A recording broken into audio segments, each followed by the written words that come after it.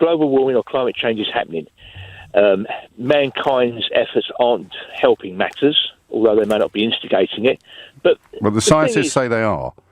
Well, okay, we'll beg to differ on that. Well, let's stop right there then, because that's the thing that interests me most. In what other areas do you beg to differ with science?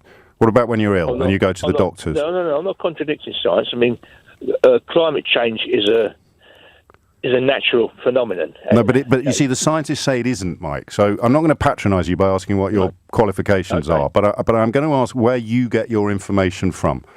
Well, by mere virtue of the fact of history, at once upon a time we used to skate on the Thames and we used to go out there to grow grapes. So because the Thames froze over, you think the scientists have got climate change wrong? No, they haven't. So what then? No. Where do you get your information from? I'm genuinely fascinated to know, because I can't really agree to disagree until I understand. That's not what I wanted to say. No, but that's what I need you to say. So it's not because the Thames froze over. What was the other thing? Because we used to grow grapes. Yeah. So because we used to grow grapes here, climate science is wrong. No, climate science isn't wrong. So it is man-made then.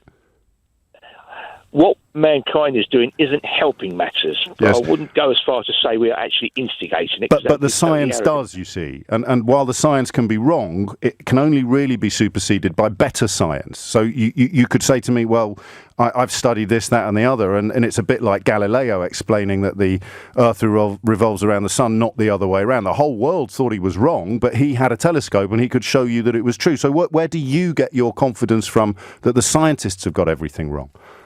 I'm not saying the scientists are wrong. You are, mate, because you're saying that it's not instigated by humanity, and they're saying that it is. So we're not arguing. We're just picking over your words and your sources. Where do you get your information from? Well, you will have one lot of scientists saying it is, and one lot of scientists saying it isn't. Exactly. So where are the ones? Where are the ones who are saying that it isn't?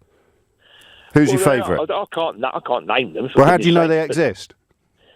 Well, because you read their blogs. Where did you read their blogs?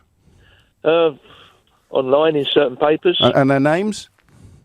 I don't know. But you're sure they're scientists? The scientists that are saying it is. You're sure they're scientists? Because they would generally publish research papers. They wouldn't be writing blogs for newspaper websites.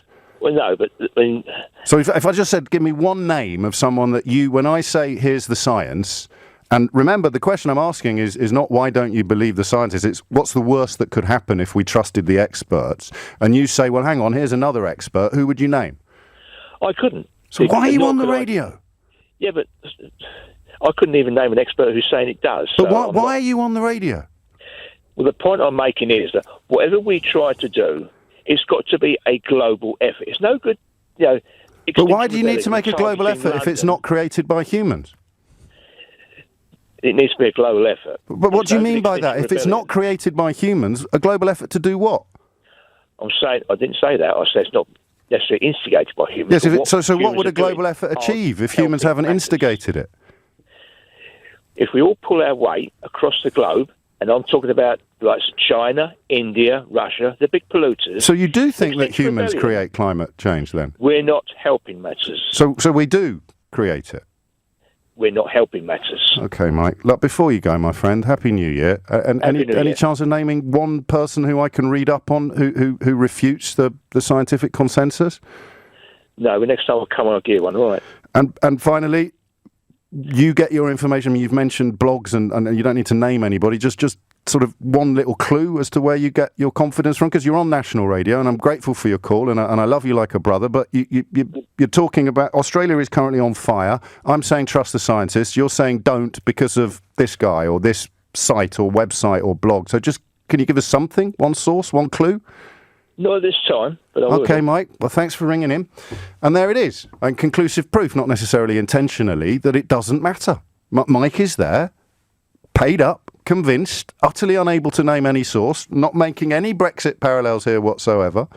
But why? What is it about humankind that rejects science, evidence? Even if it turned out to be wrong, what's the worst that could happen?